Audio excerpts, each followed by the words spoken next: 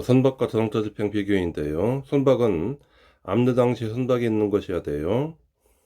다만 압류 전에 감수 보조 처분한 경우에는 그 처분 당시의 선박 소재지 관할본이 관할 것 같습니다. 자동차는 원칙적으로 사용 근거지주예요.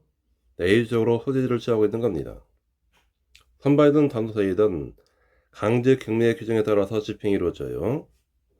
선박의 경우는 법원은 개시 결정할 때 집행관에게 선박 결정서 이거를 선장으로 받아서 법원에 제출하도록 명하는 겁니다. 선박 집행하기 전에 선박 결정서 이것만을 인도 신청할 수 있어요. 일단은 선적이 있는 것을 관한 지방원은 그런 신청에 따라 채무자에게 선박 결정서를 집행관에게 인도하도록 명할 수 있는 겁니다. 일단 집행관은 그런 국정서를 인도하달로부터 5일 이내에 채권자로부터 선박 집행을 신청했음을 증명하는 문서를 제출받지 못한 경우에는 이걸 다시 돌려줍니다. 그리고 이러한 규정에 따른 재판은 즉시 항고할 수가 있고요.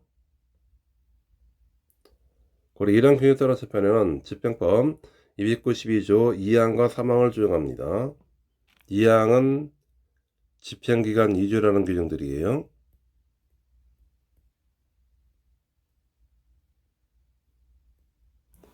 3항은 재판은 이거는 송달하기 전에도 집행할 수 있다는 겁니다.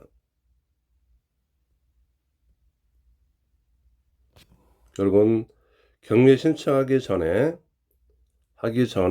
인도명령, 선박도 인도명령은 이건 일종의 보존처분이죠. 보존처분을 함께 갖는 겁니다.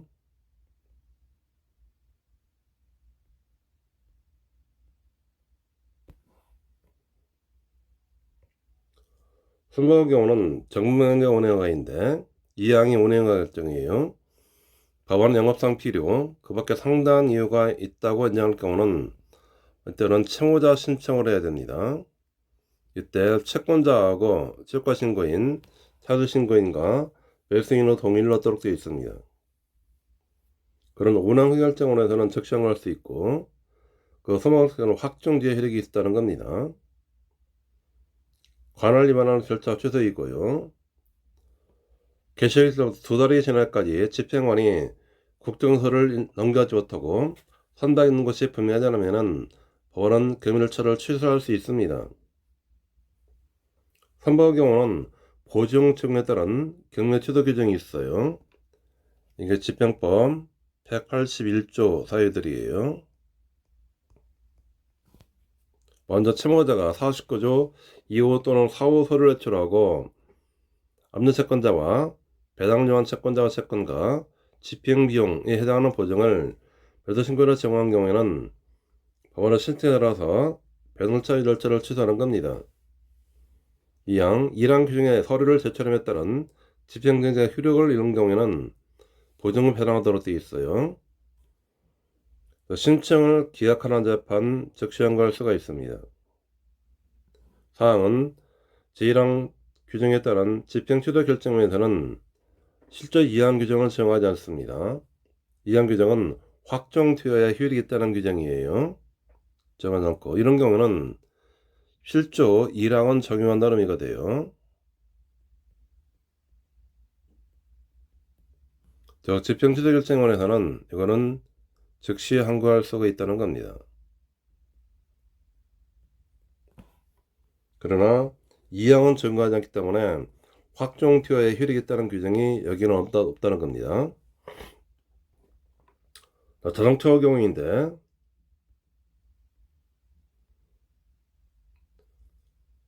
자동차 1항 규정 법원은 자동차 강제 개시 결정을 하는 때에는 그 압류를 명하는 이유에도 채무대원에서 자동차를 집행원에게 인도할 걸 명하는 겁니다. 2항에 그런 개시 결정에 기초한 인도 집행은 개시 결정이 채무자에게 손들게 전해할 수가 있어요. 자동차의 경우는 개시 결정이 송달되거나 등록되기 전에 집행관의 자동차를 인도하는 경우는 그때 압류라는 효력이 생깁니다. 자동차 경매 결정은 불복이 즉시 한거가 돼요. 주의하셔야 돼요. 여기 부동산이나 선박 경우죠. 부동산에 대해서는 개시 결정은 불복이 이의 신청입니다. 그런데 자동차 경우는 경매 개시 결정원에서 불복이 즉시 한거되는 겁니다. 경매 신청료나 자동차 인명령인데 경매 신청 전에 자동차를 집행관에게 인도하자면은 집행이 매우 곤란한 염려가 있는 경우는 그 자동차 있는 것을 관하는 법원은 신세나 청구자에게 자동차를 집행관에게 인도를 할 수 있다는 겁니다. 예전에는 그 소속 집행관 그런 게 있지만 그 소속을 삭제하게 됐어요. 사망 집행관은 자동차를 인도했던 10일 이내 채권자가 강제경매 신청했음을 증명하는 서류를 제출하지 않으면 자동차를 청구자가 돌려줍니다. 적시한 거 있고 이 규정 여기하고 선박하고 똑같죠? 선박과 같은 규정들이에요. 이게 사망과 사망 같은 규정들입니다. 자동차 경우에는 운행 결정인데 법원의 영업상 필요 그 밖에 상당한 이유가 있다고 인정할 때는 여기는 이해관계를 가진 자의 신청이에요. 주의할 거 90조 이해관계가 아니라고 그랬어요. 여기 이해관계를 가진 사람이란 90조 이해관계가 아니라 자동차의 운행에 대해서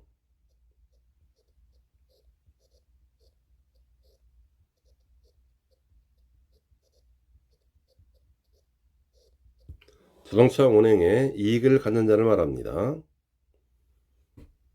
이양 그런 허가 결정을 한 경우에는 운행에 적당한 조건을 쓸 수 있고 운행 결정은 즉시 항고할 수 있습니다. 그러나 선박처럼 이런 규정은 두고 있지 않아요. 이 규정이 자동차에는 없다는 겁니다. 개시결정으로부터 2달이 지날까지 집행관이 자동차를 인도하지 못한 경우는 법원은 절차를 취소하도록 되어 있고요. 자동차에 준용되지 아니하는 것, 강제관리 적용되지 않습니다.